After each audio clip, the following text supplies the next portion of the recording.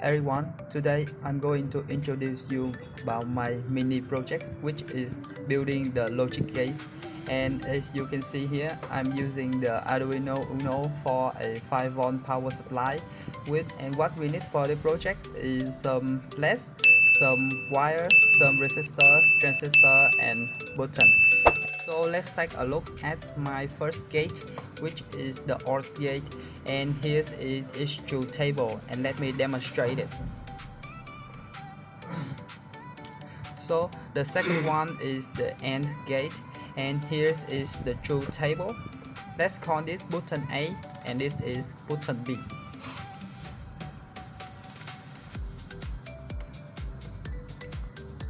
So let's come to the next one, which is the OR gate, and here is the truth table.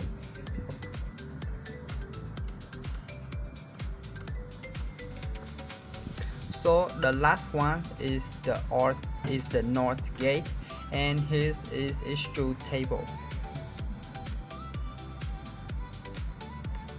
Is on about my project. Thank you for listening. Remember to hit the like, share and subscribe button for more content.